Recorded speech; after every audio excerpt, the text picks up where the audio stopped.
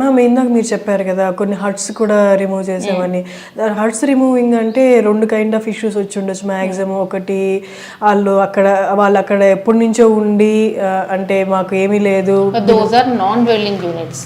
అంటే అక్కడ ఎవరు వాళ్ళు పర్మనెంట్ గా రెసిడెంట్స్ ఏం కాదు, జస్ట్ టెంపరీ ఒక హట్స్ వేసుకుని ల్యాండ్ ని కొంచెం అంటే వాళ్ళ ఇన్స్పైరింగ్ తో దీంట్లో మాకు పోలీస్ ప్రొటెక్షన్ చాలా బాగా హెల్ప్ అయింది. లోకల్ పోలీస్ అఫీషియల్స్ వాళ్ళు కంప్లీట్ గా మాకు ప్రొటెక్షన్ ఇవ్వడం అనేది హెల్ప్ఫుల్, వెరీ హెల్ప్ఫుల్. అంటే మీరు నార్మల్గా ఫస్ట్ టైమే వెళ్ళి చెప్తారు కదా మేడం ఇలా ఎవిక్ట్ చేయాలి అన్నప్పుడు, ఫస్ట్ టైమే వాళ్ళ సైడ్ నుంచి అంటే మేజర్ రివోల్ట్ మూవ్మెంట్ అయితే వచ్చిండదు కదా? వచ్చింది డెఫినెట్ గా. వెంటనే చెప్పిన వెంటనే రివోల్ట్ మూవ్మెంట్ వచ్చింది. వాళ్ళు చేయలేదు అంటే వాళ్ళు ప్రొటెస్ట్ చేయడము, ధర్నాస్ చేయడము. మాకు హౌస్ సైట్స్ ఉన్నాయి, ఎప్పటి నుంచో ఇక్కడ సర్టిఫికెట్స్ ఉన్నాయి, మేము మాకు హౌసెస్ లేవు, ఓన్ హౌసెస్, మేము రెంట్స్ పే చేసే పరిస్థితులు లేవు అని చెప్పి వాళ్ళు అట్లా ఉన్నారు. కానీ ఆ తర్వాత మేము తీసేసినప్పుడు ఇంకా వెళ్ళిపోయింది. వాళ్ళు కాదా మ్యామ్ అసలు ఈ ఏరియా వాళ్ళు కాదు? కొంతమంది ఏరియా వాళ్ళు, కొన్ని నాన్ లోకల్స్ కూడా. డ్వెల్లింగ్ యూనిట్స్ చేయడం కొంచెం ఇబ్బందిగా ఈ temporary huts. Dwelling units already వాళ్ళు ఉంటారు అక్కడ రెసిడెంట్స్ గా, ఇంట్లో బిల్డింగ్స్ కట్టేసుకొని వాళ్ళు అన్ని థింగ్స్ పెట్టుకొని ఉంటారు కాబట్టి అట్లాంటి వాళ్ళను ఎవిక్ట్ చేయడం కొంచెం కష్టం.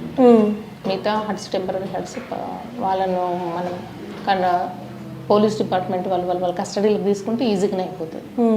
అంటే మీరు వచ్చిన కొత్తలోనే మీరు వెళ్ళి ఇలా టేకప్ చేసి ఇలా ఎవిక్ట్ చేస్తున్నప్పుడు ఈ ఏరియా మీకు కొత్త కాబట్టి మామూలుగా అన్ని కేసెస్లో టీవీస్లో చూపించినప్పుడు ప్రెషర్స్ కొన్ని ఉంటాయి.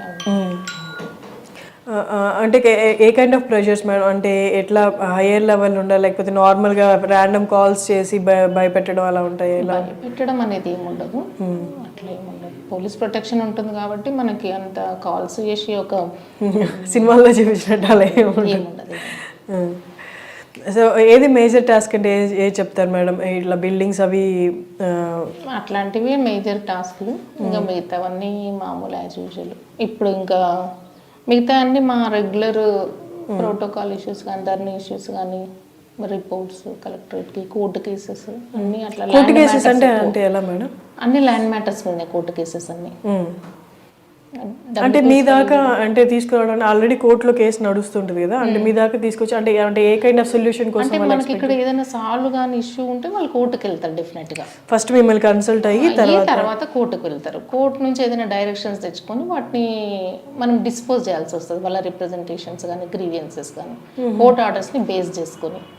లేదా రిజెక్ట్ అయితే either consider or either accept or reject, ఏదో ఒకటి వాళ్ళకి పిటిషనర్స్ కి ఇన్ఫార్మ్ చేయాలి. ఇన్ టైం మనం ఇన్ఫార్మ్ చేయకపోతే కంటెంప్ట్ కేసెస్ పడ్డం.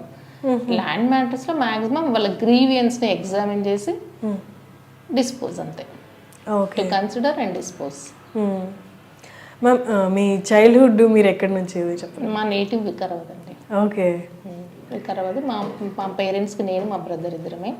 మా father employee, bank employee, manager గా చేసి రిటైర్ అయ్యారు. మా మదర్ హౌస్ వైఫే.